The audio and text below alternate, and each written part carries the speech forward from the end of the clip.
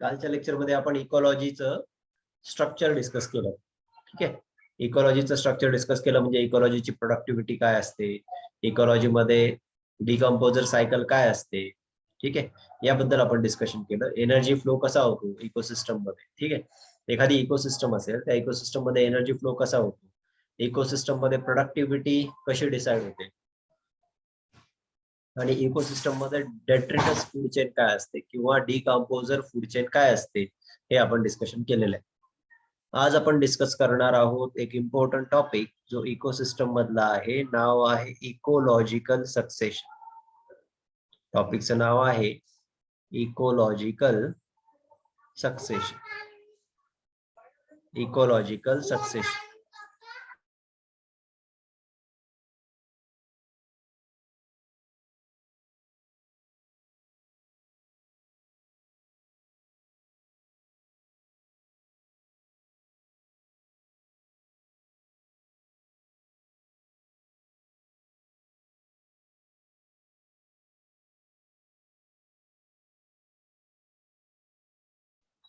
Ecological succession म्हणजे काय हे आपण आजच्या लेक्चरमध्ये डिस्कशन करतो. सक्सेशन म्हणजे काय रे, एखाद्या एरियामध्ये एखादी स्पीशीज प्रेझेंट होती. एखादा एरिया आहे तिथे एखादी स्पीशीज प्रेझेंट होती. त्या तिथे जी स्पीशीज होती त्या स्पीशीजला दुसऱ्या एखाद्या स्पीशीजने, सपोज तिथे ए नावाची स्पीशीज होती अगोदर. ठीक आहे, त्या ए स्पीशीजला नंतर कोणत्या तरी बी नावाच्या स्पीशीजने रिप्लेस करून टाक. म्हणजे काय केलं, ही जी बी आहे ती सक्सीड झाली. बरोबर का नाही, बी काय झाली, सक्सीड झाली. कोणावर, ए वर. बी ए वर सक्सीड झाली, यालाच बोलतो आपण सक्सेशन. म्हणजे काय, इकोसिस्टम मध्ये एक जी कम्युनिटी असते तिला दुसरी कम्युनिटी रिप्लेस करते, एक जी स्पीशीज असते तिला दुसरी स्पीशीज रिप्लेस करते, यालाच म्हणतो आपण इकॉलॉजिकल सक्सेशन. याचं मिनिंग काय की कोणत्याही इकोसिस्टमचं कॅरेक्टरिस्टिक काय असलं पाहिजे किंवा कोणत्याही कम्युनिटीचं कॅरेक्टरिस्टिक काय असलं पाहिजे, त्याचं कॉम्पोजिशन हे बदलत राहू शकतं. कम्युनिटीचं कॉम्पोजिशन आणि कम्युनिटीचं जे स्ट्रक्चर आहे ना ते बदलू शकतं सारखं सारखं, किंवा ते चेंजिंग होत राहतं, चेंजिंग असतं. The composition and the structure of an ecosystem constantly change. Constantly change. एखाद्या इकोसिस्टम मध्ये असलेल्या ज्या कम्युनिटी असतात ना त्याचं कॉम्पोजिशन जे असतं ते चेंज होत राहतं. पण हा जो चेंज आहे ना हा चेंज ऑर्डरली असतो. लक्षात घ्या, चेंज कसा आहे, ऑर्डरली आहे. और दिस चेंज इज सिक्वेन्शियल. कसा आहे, सिक्वेन्शियल आहे. Right. So composition and structure of an ecosystem is constantly changing, but this change is not random. लक्षात घ्या, हा चेंज जो आहे एखाद्या इकोसिस्टम मध्ये एक स्पीशीज दुसऱ्याला रिप्लेस करते, हा चेंज जो असतो ना हा रॅन्डम नसतो. हा कसा असतो, ऑर्डरली असतो, सिक्वेन्शियल असतो. कसं, आपण एक एक्झाम्पल घेऊ. तुम्हाला मी 11th मध्ये लायकेन बद्दल शिकवलेलं आहे. बरोबर, 11th मध्ये मी तुम्हाला लायकेन बद्दल शिकवलं. लायकेन मध्ये काय असतं, अल्गी आणि फंगायचं असोसिएशन असतं. लायकेन कोणत्याही रॉक वर सर्वात पहिले ग्रो होणारे ऑर्गॅनिझम. लक्षात घ्या, कोणताही ओपन रॉक असेल तर त्या रॉकवर कधीही वॉटर नसेल, वॉटर होल्डिंग कॅपॅसिटी त्या रॉकची नसेल. या रॉकवर सगळ्यात पहिले ग्रो होणारे ऑर्गॅनिझम कोण असतात, तर ते लायकेन असतात. तर लायकेन कडे अल्गी पण आहेत, फंगाय पण आहेत. फंगाय जे असतील ते ऍसिड रिलीज करतात आणि या ऍसिड मध्ये ना हे रॉक जे असतात ते डिझॉल्व्ह होतात. रॉक जे असतात ते ऍसिड्स मध्ये डिझॉल्व्ह होतात आणि त्यापासून काय होतं, सॉइल फॉर्मेशन होतं. याला म्हणतो आपण पेडोजेनेसिस. आणि जसं जसं सॉइल फॉर्मेशन होणार आहे वॉटर होल्डिंग कॅपॅसिटी त्या रॉकवर असलेल्या सॉइलची वाढेल आणि त्यामुळे तिथे काही दिवसानंतर मॉसेस ग्रो. कळतंय, म्हणजे लायकेन बरोबर काही दिवसातच तिथे कोण ग्रो होऊ शकतात, मॉस ग्रो होऊ शकतात.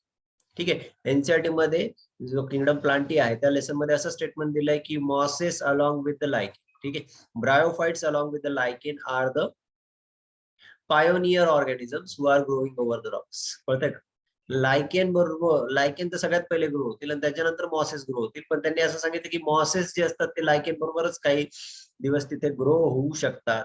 म्हणजे पहा, एखाद्या इकोसिस्टम मध्ये काय झालं, पहा, लायकेनला मॉसेसने रिप्लेस केलं, नंतर काय होईल, काही दिवसांनी मॉसेस जे असतील या रॉकचं एन्व्हायरमेंट आणखी मॉडिफाय करतील. कसं मॉडिफाय करतील, वॉटर होल्डिंग कॅपॅसिटी या रॉकची आणखी वाढेल. वॉटर होल्डिंग कॅपॅसिटी वाढली तर तिथे काही दिवसांनी ग्रास ग्रो होतील. म्हणजे पहा, जे मॉस असतील ना त्यांना रिप्लेस करेल कोण, ग्रास. ग्रास त्याला रिप्लेस करेल. मग ग्रासला कोण रिप्लेस करेल, ग्रासला काही दिवसांनी ग्रासला काही दिवसांनी तिथे मोठ्या तिथे श्रब रिप्लेस करतील. श्रब म्हणजे छोटी झाडे झुडपे रिप्लेस करतील. श्रब्सला तिथे काही दिवसांनी ट्रीज रिप्लेस करतील. पण ट्रीजला कोणीही रिप्लेस करणार नाही, कारण ट्रीज ही एक मोठी कम्युनिटी आहे, कळते का? ट्रीज जी कम्युनिटी आहे हिला कोणी रिप्लेस नाही करत, कळते का? म्हणजे त्या ठिकाणी काय फॉर्म होणार आहे, फायनली जंगल फॉर्म होणार आहे. त्याच एरियामध्ये ज्या ठिकाणी हजारो वर्षांपूर्वी लायकेन ग्रो झाले होते, मॉसेस ग्रो झाले होते, त्यानंतर काही वर्षांनी तिथे ग्रासेस ग्रो झाले, नंतर ग्रासेसने एन्व्हायरमेंटला आणखी मॉडिफाय केलं, तिथे श्रब ग्रो झाले. श्रब ग्रो झाल्यानंतर तिथे आणखी एन्व्हायरमेंट मॉडिफाय झालं, तिथे ट्रीज ग्रो झाले. तर इथे ट्रीज ग्रो होतील आणि ट्रीजची कम्युनिटी जी असेल तिला कोणीही रिप्लेस करणार नाहीये. मग ट्रीजच्या कम्युनिटीला म्हणतो आपण क्लायमॅक्स कम्युनिटी. लक्षात घ्या, ट्रीची जी कम्युनिटी असेल इथे, ही ट्रीची कम्युनिटी म्हणजे जंगल कम्युनिटी जी असेल हिला म्हणतो आपण क्लायमॅक्स कम्युनिटी. हे तेव्हा पण सांगितलं होतं मी 11th मध्ये. आता इथे मला सांगण्याचं कारण काय इथे पूर्ण कारण इथे इकोलॉजिकल सक्सेशन म्हणजे याचं मिनिंग तुम्हाला सांगितलं. एक स्पीशीज जी असते ती दुसऱ्या स्पीशीजला रिप्लेस करते, किंवा एक कम्युनिटी जी असते ती दुसऱ्या कम्युनिटीला रिप्लेस करते, आणि याला म्हणतो आपण सक्सेशन. ठीक आहे. आणि मग सक्सेशन जे असेल कोणत्याही स्पीशीज मध्ये किंवा कोणत्याही इकोसिस्टम मध्ये जे सक्सेशन असेल त्याचं कॉम्पोजिशन, इकोसिस्टमचं कॉम्पोजिशन आणि स्ट्रक्चर जे असेल ते चेंज होत राहतं. पण ते कसं चेंज होतं, ते रॅन्डमली कधी चेंज होतं, ते कसं चेंज होतं, ऑर्डरली मॅनर मध्ये किंवा सिक्वेन्शियल मॅनर मध्ये. हे समजावण्यासाठी हे एक्झाम्पल दिले. कळलं? म्हणजे लायकेनला रिप्लेस कोणी केलं, मॉसेसने, किंवा मॉसेसला कोणी रिप्लेस केलं, ग्रासने, ग्रासला कोणी रिप्लेस केलं, श्रबने, श्रबला कोणी रिप्लेस केलं, ट्रीजने. समजतंय? एकाला दुसऱ्याने रिप्लेस केलं. इथे असं झालं का मॉसेसच्या नंतर डायरेक्टली ट्रीज आले, असं नाही होणार. कळलं? म्हणजे एक ऑर्डरली मॅनर मध्ये हे सक्सेशन होणार आहे. किंवा ट्रीजला कोणी कधी लायकेन रिप्लेस नाही करणार, हे लक्षात घ्या. ट्रीज जी कम्युनिटी जी ती फायनल कम्युनिटी आहे, त्या कम्युनिटीला कोणी रिप्लेस नाही करणार आहे. अंडर फक्त नॅचरल जर कॅलॅमिटी काही आली किंवा ह्युमनच्या ऍक्टिव्हिटीमुळेच हे जे जंगल असेल त्याचं ब्रेकडाऊन होऊ शकतं. म्हणून ही जी कम्युनिटी असेल, जी फायनल कम्युनिटी असते, तिला म्हणतो आपण क्लायमॅक्स कम्युनिटी. आणि जे सगळ्यात पहिले ग्रो झाले ते लायकेन होते, बरोबर? लायकेनने इथे एन्व्हायरमेंटला मॉडिफाय करायला सुरुवात केली. मग लायकेनला तुम्ही म्हणू शकता पायोनियर कम्युनिटी. लायकेन काय असतील, पायोनियर असतील. ट्रीज काय असतील, क्लायमॅक्स कम्युनिटी असतील. समजतंय? म्हणजे इकोलॉजिकल सक्सेशन जे आहे यामध्ये ज्या कम्युनिटीज असतात त्या कम्युनिटीचं कॉम्पोजिशन असेल, कम्युनिटीचं स्ट्रक्चर असेल, ते कॉन्स्टंटली चेंज होत राहतं, depend according to the environmental condition. जशा एन्व्हायरमेंटल कंडिशन चेंज होणार त्यानुसार कॉम्पोजिशन कम्युनिटीचं सुद्धा चेंज होत राहील. पण हा जो चेंज आहे ना, हा ऑर्डरली मॅनर मध्ये असेल, सिक्वेन्शियल मॅनर मध्ये असेल, parallel with the changes in the physical environment. कळतं? म्हणजे फिजिकल एन्व्हायरमेंट मध्ये जे चेंजेस होतात त्या एन्व्हायरमेंट नुसारच चेंजेस जे असतील, त्या एन्व्हायरमेंट नुसारच चेंजेस जे असतील ते त्या कम्युनिटीमध्ये होतील. कळतंय का? समजतंय? these changes lead to finally to a community that is in near equilibrium with the environment. बघा, असंच हे जे चेंजेस होत जातात जातात जातात आणि फायनल एक कम्युनिटी बनते की जी कम्युनिटी इक्विलिब्रियम मध्ये आहे एन्व्हायरमेंटच्या, आणि ती जी इक्विलिब्रियम मध्ये आहे एन्व्हायरमेंटच्या त्या कम्युनिटीला बोलतो आपण क्लायमॅक्स. जी एन्व्हायरमेंटच्या इक्विलिब्रियम मध्ये असेल त्या कम्युनिटीला काय म्हणतो आपण, क्लायमॅक्स कम्युनिटी. आता ही जी बघा, ही जंगल कम्युनिटी ही इक्विलिब्रियम मध्ये, काय म्हणूनच ही काय जास्त स्टेबल कम्युनिटी. जास्त स्टेबल काय आहे, कारण ही इक्विलिब्रियम मध्ये आहे एन्व्हायरमेंट. कळलं? म्हणून मोस्ट काय stable community, most stable community is called as a climax. आणि काय, it is in near equilibrium with the environment and so this community is the most stable community and this is called as a climax community. So ecological सक्सेशनची definition काय झाली मग आतापर्यंत जे आपण शिकलो त्याला म्हटलं आपण इकोलॉजिकल सक्सेशन म्हणजे काय, एक कम्युनिटी दुसऱ्या कम्युनिटीला रिप्लेस करते किंवा एक स्पीशीज दुसऱ्या स्पीशीजला रिप्लेस करते.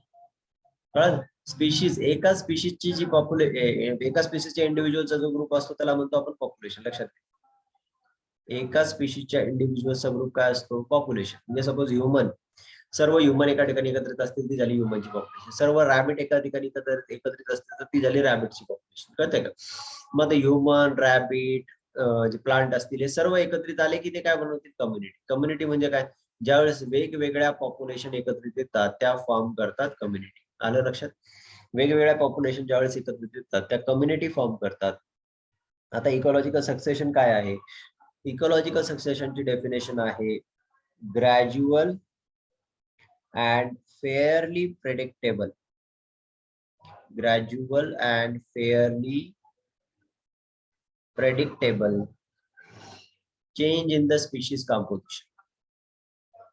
Change in the species composition. समजते काय सांगितले? Gradual and fairly predictable change in the species composition is called ecological succession. Gradual म्हणजे slow पण काय predictable change in the species composition. एखाद्या एरिया मध्ये असलेल्या स्पीशीजचा कॉम्पोजिशन. आता ह्या एक्झाम्पल वरून तुम्हाला समजेल. लायकेन, मॉस, ग्रास, श्रब, ट्रीज यामध्ये बघा स्लो चेंजेस झाले असतील. याला हजारो वर्ष लागले असतील बरोबर जंगल कम्युनिटी बनण्यासाठी. पण हे आपण प्रेडिक्ट करू शकतो की ही जी कम्युनिटी असेल ही कशी चेंज कळाल. So gradual but fairly predictable change in the species composition is called ecological succession. यालाच तुम्ही काय बोलणार? इकोलॉजिकल सक्सेशन असं बोलणार. कळालं. So during succession some species colonise an area and their population become more numerous where populations of other species decline or even disappear. त्यांनी ते सांगितलं की अगोदर एखादी स्पीशीज असेल एखाद्या एरियामध्ये, ती जी स्पीशीज असेल ती स्पीशीज नंतर डिसअपियर होईल कारण तिला दुसरी स्पीशीज काय करेल? रिप्लेस करेल. यालाच म्हणतो आपण काय? Ecological succession. ठीक आहे. मग आता पहा एखादा एरिया होता, त्या एरियामध्ये पहा सर्वात पहिले कोण होतं? सर्वात पहिले होते तिथे लायकेन. लायकेनला कोणी रिप्लेस केलं? मॉसेसने. किंवा लायकेन आणि मॉसेस एकाच वेळेला होते असं कन्सिडर करू शकता. यांना कोणी रिप्लेस केलं? ग्रासने. ग्रासला कोणी रिप्लेस केलं? श्रबने. श्रबला कोणी रिप्लेस केलं? ट्रीजने, म्हणजे जंगल कम्युनिटीने. कळतंय का? म्हणजे एक जे आहे त्याला दुसऱ्याने रिप्लेस केलं. आणि इथे पहा ही झाली पहिली स्टेप, ही झाली दुसरी स्टेप, ही झाली तिसरी स्टेप, ही झाली चौथी स्टेप, ही झाली पाचवी स्टेप इको सक्सेशन. कळतंय का? या प्रत्येक स्टेप मध्ये जो चेंज होतो याला म्हणायचं आपण सियर. काय म्हणतो याला आपण? Sere. So what is a sere? The entire sequence of communities that successively change in the given area is called seer or seers. पहा इथे पूर्ण सिक्वेन्स लिहिली आपण. काय लिहिली? पूर्ण एक सिक्वेन्स लिहिली की रॉक वर पहिले लायकेन ग्रो होतील, लायकेन नंतर मॉस ग्रो होतील, ग्रास ग्रो होतील, श्रब ग्रो होईल आणि नंतर ट्रीज ग्रो होतील. मग हा जो एंटायर जो सिक्वेन्स दिलेला आहे ना, काय इकोलॉजिकल सक्सेशनचा जो सिक्वेन्स दिलेला आहे त्याला म्हणायचं sere. So what is the definition of sere? The entire sequence. Please pay attention. The entire sequence, लक्ष द्या. The entire sequence of communities. The entire sequence of काय? communities that successively change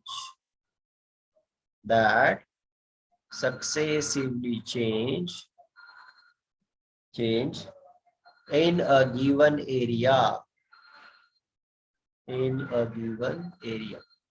Father, काय is here? The entire sequence of communities that successively change in a given area.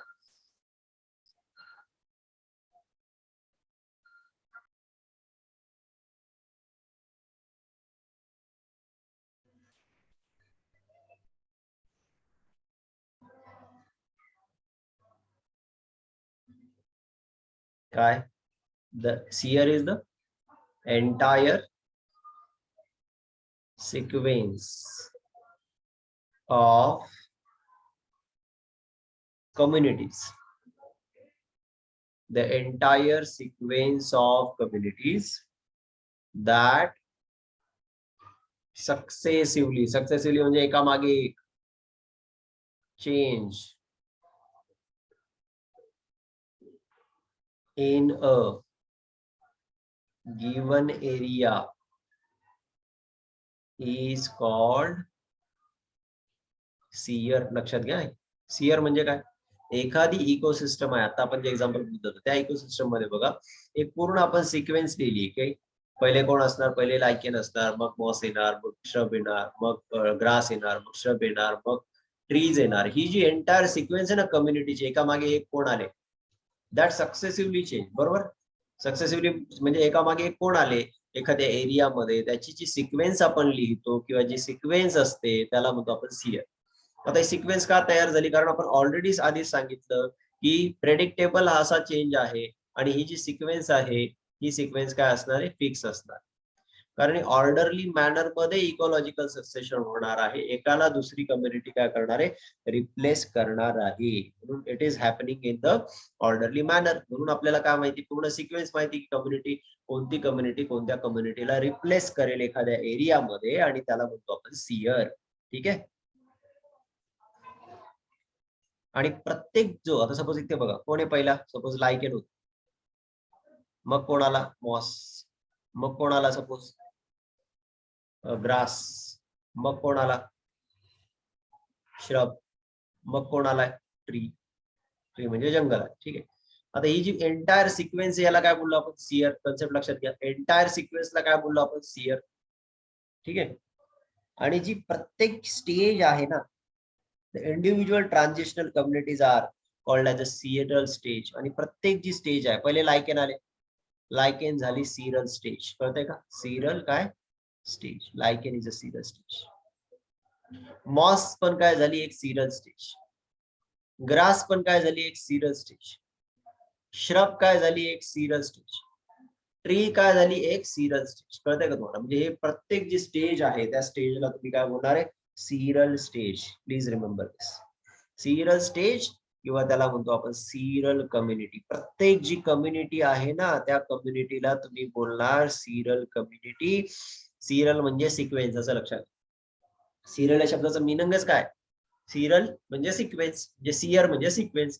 Cereal stage म्हणजे प्रत्येक sequence मधला जो एक प्रत्येक community आहे तिला म्हणणार तुम्ही सिरल कम्युनिटी, किंवा तिला म्हणणार तुम्ही seral stage. So individual transitional communities are termed as, प्रत्येक जी ट्रान्झिशनल कम्युनिटी आहे जिला एक दुसऱ्याला रिप्लेस करतो तिला म्हणतो आपण सिरल कम्युनिटी.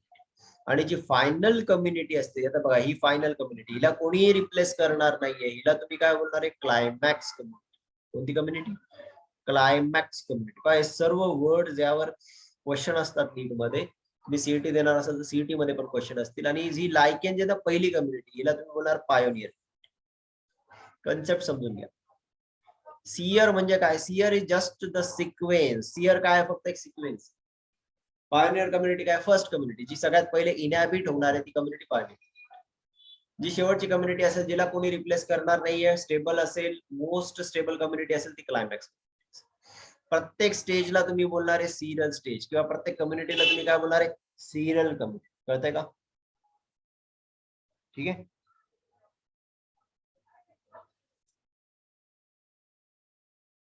आणि या प्रत्येक स्टेजमध्ये, या प्रत्येक सिरियल स्टेजमध्ये बघा, आता लायकेन हे झाले एक सिरियल स्टेज किंवा सिरियल कम्युनिटी. पुढे मॉस एक सिरियल कम्युनिटी झाली, ग्रास एक सिरियल कम्युनिटी झाली, श्रब ही एक सिरियल कम्युनिटी झाली, ट्री एक सिरियल कम्युनिटी झाली.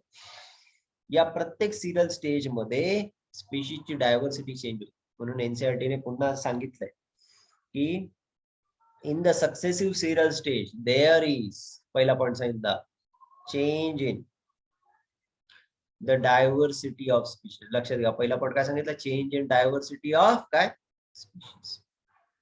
डायव्हर्सिटी स्पीशीजची चेंज होईल, स्पीशीज मध्ये असलेल्या ऑर्गॅनिझमची डायव्हर्सिटी जी असेल ती चेंज होईल. Change in diversity of species of organisms. ठीक आहे. जेवढे काही ऑर्गॅनिझम आहेत त्यामध्ये स्पीशीजची डायव्हर्सिटी चेंज होईल. There is a change in the diversity of species. Then काही वेळेस काय होतात, स्पीशीजचा नंबर वाढतो. Okay. There is increase in number of species. काय, इन्क्रीज इन काय, नंबर ऑफ स्पीशीज. खूप इम्पॉर्टंट आहे number of species.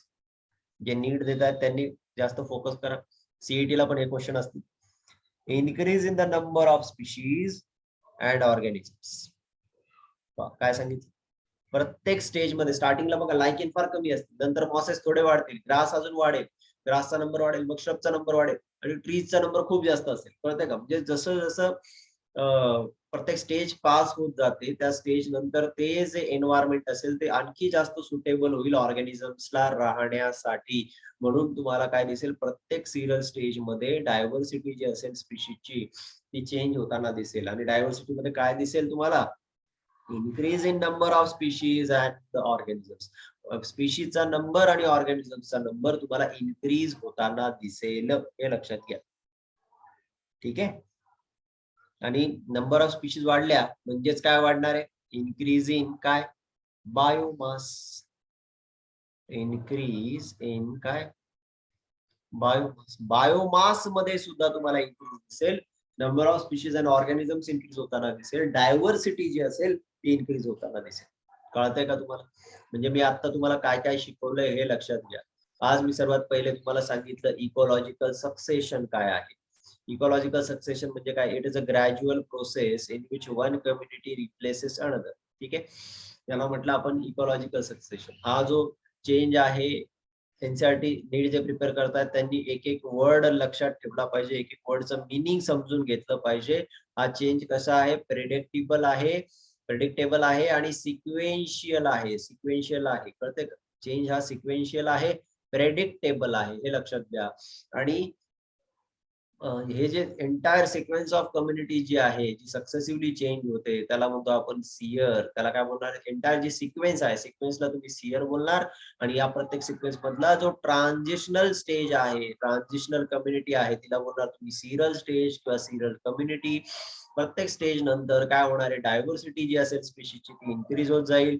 Number of species आणि ऑर्गॅनिझम जे असेल ते सुद्धा वाढत जातील. बायोमास सुद्धा वाढत जाणार आहे. सो रिमेंबर दिस. कळालं? म्हणजे आज जे आपल्याला जी काही डायव्हर्सिटी दिसते ना, त्याचं मिनिंग काय लक्षात घ्या. आज जी आपल्याला डायव्हर्सिटी दिसते, आज जे आपल्याला जंगल्स दिसतात, हे मिलियन्स ऑफ इयर्सच्या ऍक्टिव्हिटीने बनलेत. लक्षात घ्या. आज जे काही आपल्याला जंगल दिसतात ते मिलियन ऑफ इयर्स पासनं त्यांच्यामध्ये जे चेंजेस झालेत ते अक्युमुलेट झालेत आणि हे जंगल जे ते बनलेत. लक्षात घ्या. लाईफ जेव्हा स्टार्ट झाली असेल त्यानंतर ऑर्गॅनिझम्स बनले असतील. आणि इकोलॉजिकल सक्सेशन ही अशी प्रोसेस आहे ज्यावेळेस ऑर्गॅनिझम्स बनले. इकोलॉजिकल सक्सेशनच्या प्रोसेस मध्ये मिलियन्स ऑफ इयर्स मध्ये हे जे चेंजेस आहेत हे अक्युमुलेट झाले. कळतंय?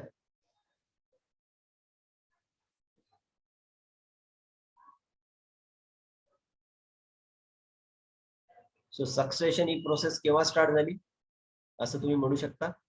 एखादा रॉक असेल, ठीक आहे, त्या रॉकवर कोणीच नाही. सक्सेशन केव्हा स्टार्ट? ज्यावेळेस कोणताही लिव्हिंग ऑर्गॅनिझम एखाद्या एरियामध्ये नाही. हा रॉक म्हणजे बॅरन आहे, बरोबर? बॅरन रॉक आहे. बॅरन रॉक म्हणजे कोणीच नाही तिथे, त्या रॉकवर कोणताही लिव्हिंग ऑर्गॅनिझम नाही. ठीक आहे, कोणताही लिव्हिंग ऑर्गॅनिझम, दृश्य कोणी लिव्हिंग ऑर्गॅनिझम तिथे नाहीये. त्या केसमध्ये कोणीतरी पहिला ऑर्गॅनिझम तिथे गेला, तो होता पायोनियर स्पीशीज, बरोबर का नाही? आणि त्या पायोनियर स्पीशीजने एन्व्हायरमेंटला मॉडिफाय केलं, मग दुसरा आला, मग दुसऱ्यानंतर तिसरा आला, तिसऱ्यानंतर चौथा आला आणि फायनली कोणीतरी क्लायमॅक्स आला.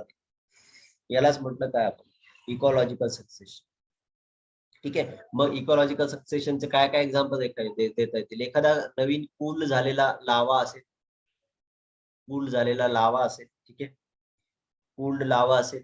एखादा बेअर रॉक असेल, बेअर रॉक म्हणजे बॅरन रॉक असेल. एखादा नवीन तयार झालेला पॉन्ड असेल, ठीक आहे, किंवा एखादा नवीन तयार झालेला वॉटरचा रिझर्वायर असेल. हे सर्व काय आहे? हे सर्व आहेत काय? इकॉलॉजिकल सक्सेशनचे स्टार्ट. या सर्वांमध्ये, या सर्वांवर काय होणार आहे? या सर्वांवर होणार आहे प्रायमरी सक्सेशन. काय होणार आहे यांच्यावर? Primary succession. फुल लावा असेल, बेअर रॉक असेल, यांच्यावर काय होईल? प्रायमरी सक्सेशन होईल. मग सक्सेशन काय आहे? Succession is a process that starts where no living organisms are there. ठीक आहे, जिथे कोणताही लिव्हिंग ऑर्गॅनिझम अस्तित्वात नाहीये किंवा अस्तित्वात नव्हता, अशा वेळेस जे सक्सेशन होतं त्याला म्हणतो आपण प्रायमरी सक्सेशन. काय म्हणणार तुम्ही याला? Primary succession. Areas where no living organisms ever existed. Suppose असं एरिया, सपोज पूल लावा आहे, बेअर रॉक आहे, या ठिकाणी कोणताही ऑर्गॅनिझम आधी अस्तित्वात नव्हता. कळतंय?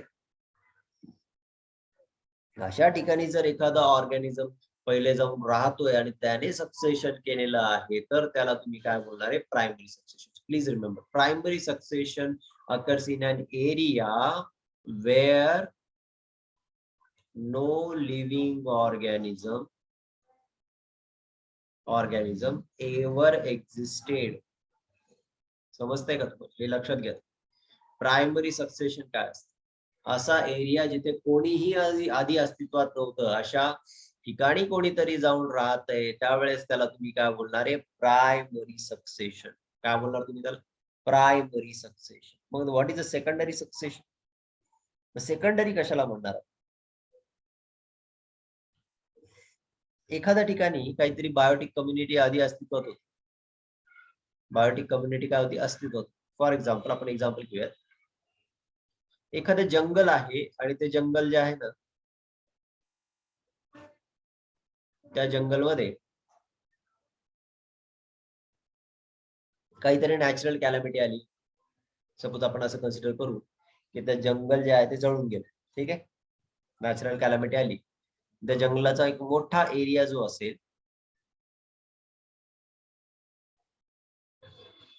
तो जळून गेला. ठीक आहे, मोठा एरिया जंगलाचा जळून गेला.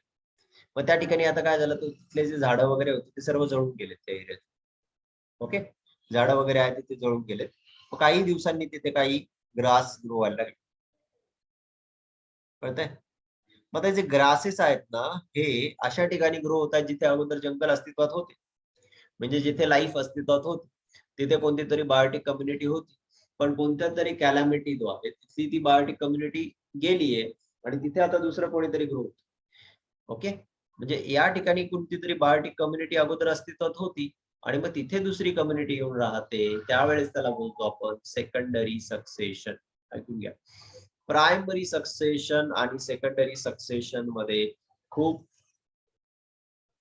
सोपं डिफरन्स आहे. काय डिफरन्स आहे? प्रायमरी सक्सेशन जे आहे ते अशा ठिकाणी होईल जिथे कोणताही ऑर्गॅनिझम आधी अस्तित्वात नव्हतं. कोणताही लिव्हिंग ऑर्गॅनिझम त्या एरियावर नव्हता. अशा एरियामध्ये जर कोणी जाऊन राहणार असेल किंवा तिथे जाऊन इस्टॅब्लिश होणार असेल तर ते सक्सेशन असेल प्रायमरी सक्सेशन. प्रायमरी सक्सेशनचं एक्झाम्पल आपण घेऊ शकतो, ते म्हणजे लाईक बेअर रॉकवर ग्रो होणार किंवा एखाद्या लावाच्या रॉकवर ग्रो होणार. सेकंडरी सक्सेशन म्हणजे काय? एखाद्या एरियामध्ये कोणते तरी लिव्हिंग ऑर्गॅनिझम प्रेझेंट होते, पण नॅचरल कॅलॅमिटीज मुळे ते लिव्हिंग ऑर्गॅनिझम तिथं निघून गेलेत किंवा तिथले ते डाय झालेत आणि त्या ठिकाणी मग दुसरी कम्युनिटी ग्रो झाली. ठीक आहे, पण इथे अगोदर एक लिव्हिंग होती ना कम्युनिटी. हे जे सक्सेशन आहे याला तुम्ही काय बोलणार? Secondary succession. कळालं? प्रायमरी सक्सेशन जे आहे याला खूप वेळ लागेल. का? कारण तिथे अगोदर कोणती ऑर्गॅनिझम अस्तित्वातच नव्हतं. रॉक आहे तर त्या रॉकवर कोणीच नाहीये ना अगोदर, म्हणून हे एन्व्हायरमेंट अजिबात सुटेबल नाहीये लिव्हिंग ऑर्गॅनिझमसाठी राहण्यासाठी. कळतंय का? Primary succession is a difficult process. It is a slow process. ही एक डिफिकल्ट प्रोसेस असेल, ही एक स्लो प्रोसेस असेल, पण सेकंडरी सक्सेशन काही दिवसांमध्येच होऊ शकतं. रॉक एखादं जंगल आहे तिथे पूर्ण जळून गेलं ते जंगल, तर त्या ठिकाणी ग्रासेसला ग्रो व्हायला जास्त दिवस नाही लागणार. विदिन 15 डेज जर तिथे काही पाऊस वगैरे असेल, पाणी जर असेल अवेलेबल, तर तिथे ग्रास ग्रो होऊ शकतो. पण सेकंडरी सक्सेशन जे असेल ते खूप फास्ट आहे as compared to the primary succession. हे तुम्ही लक्षात. ठीक आहे, so this is a difference between the primary and the secondary succession. So example of areas where the primary succession occurs are newly cooled lava, bare rock, newly created pond, newly created reservoir. एखादा नवीन तयार झालेला pond असेल, एखादा खड्डा असेल, नवीन खड्डा खणलेला असेल आणि त्या ठिकाणी जर नवीन पॉन्ड तयार झालं असेल. न्यूली क्रिएटेड हा शब्द महत्वाचा. जुन्या एरियामध्ये सपोज सुकून गेला पॉन्ड. ओके, एखादा खड्डा होता तिथे पॉन्ड होता, तो सुकून गेला आणि पुन्हा त्या ठिकाणी नवीन पाणी जमा झालं, तर याला तुम्ही प्रायमरी सक्सेशन नाही म्हणू शकत. यामध्ये ग्रो होणारे ऑर्गॅनिझम, सपोज इथे फायटोप्लॅंक्टन ग्रो झाले, तर त्याला तुम्ही प्रायमरी नाही म्हणू शकत. पुन्हा एकदा ऐका, एखादा नवीन डिप्रेशन तयार केला आणि त्यामध्ये येऊन पाणी जमा झालं, मग तिथे काही दिवसांनी फायटोप्लॅंक्टन ग्रो झाले, त्यांना खाणारे झू प्लॅंक्टन ग्रो झाले, तर हे जे सक्सेशन आहे फायटोप्लॅंक्टनने केलेलं हे प्रायमरी असू. हे कोणतं असेल सक्सेशन? प्रायमरी. लक्षात. पण जर एखाद्या एरियामध्ये जुना पॉन्ड होता, तिथलं पूर्ण पाणी सुकून गेलेलं होतं. ठीक आहे, सुकून गेलेलं होतं, तिथे पुन्हा पाणी जमा झालं आणि त्या ठिकाणी सक्सेशन झालं, तर ते जे सक्सेशन असेल ते प्रायमरी नसेल. न्यूली क्रिएटेड पॉन्ड मध्ये ते प्रायमरी असेल. जुना एखादा पॉन्ड असेल तर त्यामध्ये जे सक्सेशन जे असेल ना ते असेल सेकंडरी. कारण इथे त्या ऑर्गॅनिझमचे हे जे हा जो जुना पॉन्ड असेल त्यामध्ये त्या ऑर्गॅनिझमचे स्पोर वगैरे असतील, तर इथे लवकर होईल ग्रोथ त्यांची. कळतंय का? समजतंय? सो न्यूली क्रिएटेड पॉन्ड जे असेल, रिझर्वायर असेल एखादा न्यूली क्रिएटेड, तर त्यामध्ये जे सक्सेशन होतं ते प्रायमरी सक्सेशन असेल. प्रायमरी सक्सेशन ही स्लो प्रोसेस आहे आणि सेकंडरी सक्सेशन ही कंपॅरेटिव्हली फास्ट प्रोसेस आहे. म्हणजे जर आपण एखादा एक्झाम्पल घेतलं, बेअर रॉकचं जे एक्झाम्पल घेतलं, त्याला नॅचरल प्रोसेस, एखादा बेअर रॉक असेल तर नॅचरल प्रोसेस मध्ये तिथे हजारो वर्ष लागतील, सेव्हरल हंड्रेड टू 1000 इयर्स लागतील. एनसीईआरटीने सांगितलं 100 to 1000 years are required to grow the plants over the bare rock. कळतंय का? म्हणजे त्या ठिकाणी फर्टाईल सॉइल बनण्यासाठी 100 ते 1000 वर्ष लागतील. एखाद्या रॉकवर फर्टाईल सॉइल बनण्यासाठी, फर्टाईल सॉइल म्हणजे अशी सॉइल ज्यावर प्लांट ग्रो होऊ शकतात, त्यासाठी 100 ते 1000 वर्ष लागू शकतात. ओके. आणि सेकंडरी सक्सेशन आपण ऑलरेडी डिस्कस केलंय. Secondary succession begins in an areas where natural biotic communities have been destroyed. बरोबर का नाही? म्हणजे सपोज एखाद्या ठिकाणी शेती होती कोणाची तरी, आणि ती शेती सोडून गेले पुढे, ठीक आहे, आणि किंवा एखाद्या ठिकाणी फ्लड आला, त्या फ्लडने काय केलं, शेतीला पूर्ण वाहून नेलं. या ठिकाणी जी काही फार्मलँड होती त्याला शेतीमुळे यामध्ये फ्लड आला, फ्लडने पूर्ण शेती वाहून गेली, इथली माती वगैरे सगळी वाहून गेली. मग या ठिकाणी काय होईल, काही दिवसांनी दुसऱ्या प्लांट इथे ग्रो होतील. कळतंय का? दुसऱ्या प्लांट इथे काही दिवसांनी ग्रो होतील. हे जे सक्सेशन असेल हे सेकंडरी असेल, कारण तिथे अगोदर कोणीतरी अस्तित्वात होतं. सो एक्झाम्पल काय त्याचं, अबंडंट फार्मलँड किंवा burn or the cut forest, burn झालेले फॉरेस्ट किंवा कट केलेले फॉरेस्ट किंवा सोडून दिलेली शेती, ठीक आहे, अबंडंट फार्मलँड, हे सर्व एक्झाम्पल्स. किंवा land that have been flooded, हे सर्व एक्झाम्पल आहे. लँड हॅज बीन फ्लडेड म्हणजे शेती वाहून गेली आहे किंवा शेती सोडून दिलेली आहे, त्या ठिकाणी दुसऱ्या प्लांट ग्रो होतात. किंवा कट केलेलं फॉरेस्ट असेल, जळालेलं फॉरेस्ट असेल, तिथे जे सक्सेशन असेल, ते जे सक्सेशन असेल, त्या सक्सेशन मध्ये सॉइल तर ऑलरेडी प्रेझेंट असेल. मग हे जे सक्सेशन असेल हे फास्टर असेल, आणि या सक्सेशनला म्हणतो आपण सेकंडरी सक्सेशन. काय बोलणार तुम्ही? Secondary succession.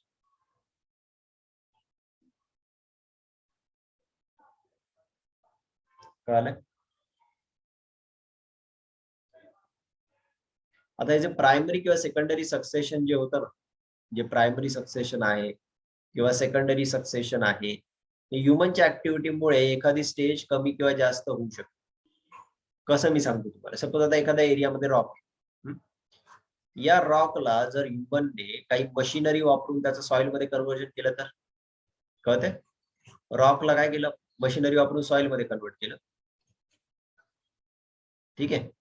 त्यानंतर तिथे वॉटर अवेलेबल करून आणलं, तर तिथे कोणत्या ना कोणत्या टाईपचे प्लांट आपण डायरेक्ट ग्रो करू शकतो. कळतंय? डायरेक्ट आपण त्या ठिकाणी प्लांट ग्रो करू शकतो. म्हणजे तिथे आपण काही सक्सेशनच्या स्टेप ज्या नॅचरली होतात त्या डायरेक्टली काय करून टाकल्या, स्किप करून टाकल्या. समजतंय का? मग एखादं प्रायमरी सक्सेशन असेल किंवा सेकंडरी सक्सेशन असेल, याच्यामधल्या काही स्टेज ज्या असतात त्या ह्युमनच्या ऍक्टिव्हिटीमुळे डिस्टर्ब होऊ शकतात. कळालं का? So human activities can convert human disturbances or human activities can convert a particular serial stage of succession to the earlier stage. कळलं? एखादी जी सिरियल स्टेज असेल तिला अर्लियर स्टेज मध्ये कन्वर्ट करू शकतो ह्युमनच्या ऍक्टिव्हिटी. फॉर एक्झाम्पल बघा, आता एखाद्या ठिकाणी जंगल आहे, ठीक आहे, ह्युमनच्या ऍक्टिव्हिटीमुळे त्या जंगल मध्ये आग लावून टाकली ह्युमनने, जंगल झालं बर्न झालं. आता इथे इथे ऍक्च्युअली सेकंडरी सक्सेशनचा काहीच चान्स नव्हता, कारण इथे जंगल होतं. पण ह्युमनने काय केलं, ते जंगलाला जाळून टाकलं. आता इथे कोणतं सक्सेशन होणार? सेकंडरी सक्सेशन होण्याचा इथे काही चान्स होता का? नाही, काहीच कारण नव्हतं. ठीक आहे, झालं तिथे सेकंडरी सक्सेशन. समजतंय? So human activities, human induced disturbances like fire असेल, डिफॉरेस्टेशन असेल, एखाद्या ठिकाणचं जंगल काढून टाकलं शेतीसाठी, ठीक आहे, तर तिथे शेती लावली. यामुळे काय होईल, फॉरेस्ट असेल किंवा डिफॉरेस्टेशन असेल, या ह्युमनच्या ज्या ऍक्टिव्हिटी आहेत त्यामुळे सिरियल स्टेजेस जे असतात त्या चेंज होऊ शकतात. सिरियल स्टेजेस जे असतात त्या अर्लियर येऊ शकतात. समजते का? आणि या ह्युमन ऍक्टिव्हिटीजमुळे दुसऱ्या काही स्पीशीजला काय मिळेल, चान्स मिळेल एखाद्या एरियामध्ये ग्रो होण्यासाठी. समजतंय?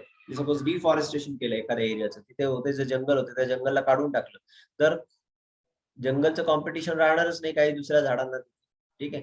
म्हणजे दुसरी झाडं तिथे येऊन ग्रो होऊ शकतात. समजतंय? म्हणजे कॉम्पिटिशन जे असेल ते आपण कमी, ह्युमनच्या ऍक्टिव्हिटीमुळे झाडांमधलं जे कॉम्पिटिशन असेल ते कमी होऊ शकेल, तिथे दुसऱ्या स्पीशीज येऊन इस्टॅब्लिश होऊ शकतात. हे लक्षात घ्या. ठीक आहे. आता आपल्याला नेक्स्ट जो टॉपिक डिस्कशन करायचा आहे तो आहे, इम्पॉर्टंट आहे हा सुद्धा, तो आहे succession in plants. Succession in plants. आता हे जे सक्सेशन असतात ना, या सक्सेशनचं काही टाईप. एक आहे सक्सेशन, पहिलं त्याला म्हणतात झेरार्क सक्सेशन. दुसरं जे सक्सेशन आहे त्याला म्हणतो आपण हायड्रार्क सक्सेशन.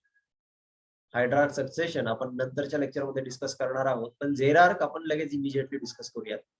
झेरार्क सक्सेशनचं एक्झाम्पल आपल्याला घेता येईल रॉक, बरोबर. एक रॉक होता, त्या रॉकवर सपोज काही रॉक होते, त्या रॉकवर सर्वात पहिले कोण ग्रो होणार रे? लायकेन, बरोबर. रॉकवर पाणी होतं का रे? काही नाही. कंडिशन काय होते? कंडिशन काय होते? झेरार्क, झेरिक कंडिशन. कोणत्या कंडिशन होते? रॉकवर पाणी नव्हतं, बरोबर का नाही? म्हणजे कंडिशन काय होत्या? झेरिक. झेरिक म्हणजे झेरोफायटिक. झेरोफायटिक म्हणजे डेझर्ट सारख्या कंडिशन, बरोबर का? पाणी नव्हतं रॉक. पण त्या रॉकवर सर्वात पहिले हे लक्षात घ्या, रॉकवर वॉटर अवेलेबल नव्हतं, म्हणून कंडिशन काय होत्या? झेरिक होत्या. झेरिक कंडिशन म्हणजे झेरार्क कंडिशन. तिथे लायकेन ग्रो झाले. लायकेनने तिथे सॉइल फॉर्मेशन केलं. सॉइल फॉर्मेशनच्या प्रोसेसला म्हणतो आपण पेडोजेनेसिस. लायकेन बरोबर काही दिवसातच तिथे मॉस ग्रो होतील. ठीक आहे. ते वॉटर होल्डिंग कॅपॅसिटी वाढवतील, सॉइल पण फॉर्मेशन वाढेल, आणि सॉइल जे असेल ते मॉइश्चर जास्त होल्ड करेल, कारण मॉसची बॉडी सुद्धा मॉइश्चर होल्ड करेल. मग सॉइलची मॉइश्चर होल्डिंग कॅपॅसिटी तिथे वाढेल. ठीक आहे. मग मॉसला काही दिवसांनी तिथे ग्रास रिप्लेस करेल, कारण तिथे सॉइल तयार झालेली असेल. सॉइल तयार झालेली असेल, वॉटर होल्डिंग कॅपॅसिटी वाढलेली असेल, तर ग्रास तिथे ग्रो होऊ शकेल. कळालं? ग्रास तिथे ग्रो झाल्यानंतर काही दिवसांनी तिथे वॉटर होल्डिंग कॅपॅसिटी आणखी वाढेल. ओके. आणि तिथे काही दिवसांनी तिथे श्रब ग्रो होतील, आणि श्रब नंतर तिथे मोठ्या ट्रीज ग्रो. कळालं? आता ट्रीज जिथे असतात तिथे कंडिशन असते मेजिक. लक्षात ठेवा, मेजिक म्हणजे मीडियम कंडिशन. मीडियम कंडिशन म्हणजे खूप जास्त पण पाणी नाही, खूप कमी पण पाणी. कळालं? म्हणजे पहा, त्याच एरियामध्ये जिथे रॉक होता तिथे पहिले लायकेन आले, लायकेनने सॉइल तयार केली, मग मॉस आले, मग ग्रास आले, मग श्रब आले, मग ट्री आले, आणि ट्री ज्यावेळेस तिथे ग्रो झाले, ट्रीची कम्युनिटी काय आहे? क्लायमॅक्स कम्युनिटी आहे. आणि क्लायमॅक्स कम्युनिटी आहे तर इथे कंडिशन कशा झाल्यात? इथे कंडिशन झाल्यात मेजिक. काय झाल्यात कंडिशन? मेजिक. मेजिक म्हणजे कोणत्या? मेजिक म्हणजे या झाल्यात मीडियम कंडिशन.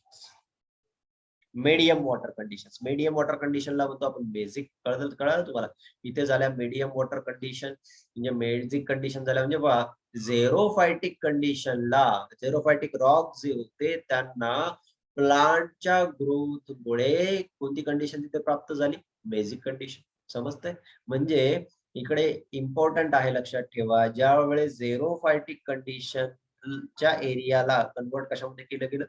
बेसिक कंडिशन मध्ये केलं गेलं. तर हे प्लांटच्या ऍक्टिव्हिटीमुळे झालंय, आणि ह्यालाच म्हणतो आपण झेरार्क सक्सेशन. कोणता सक्सेशन आहे? झेरिक सक्सेशन, किंवा याला बोलणार आहे झेरार्क सक्सेशन. प्लीज रिमेंबर दिस. याला तुम्ही काय बोलणार? झेरार्क सक्सेशन. ठीक आहे. असंच दुसरे जो टाईप आहे तो हायड्रार्क आहे, तो आपण नंतरच्या लेक्चर मध्ये डिस्कस करू. हायड्रार्क मध्ये वॉटर पासनं बेसिक कंडिशन, म्हणजे पॉन्ड असेल तर त्या पॉन्ड मध्ये जंगल तयार होईल काही दिवसात. ठीक आहे. आणि मग तिथे कंडिशन बेसिक. जिथे जास्त वॉटर आहे तिथे मीडियम वॉटर होईल, त्याला म्हणायचं हायड्रार्क सक्सेशन. ते आपण नंतरच्या लेक्चरमध्ये डिस्कस करू. इथे आपण डिस्कस केलं जिथे अजिबात वॉटर नव्हतं तिथे आता बेसिक कंडिशन तयार झाली. एक्झाम्पल काय? Rock, lichen, moss, grass, shrub, tree. कोणती condition? Xerarch condition. Okay. Xeric कंडिशनचं काय झालं? Basic condition. Please remember this.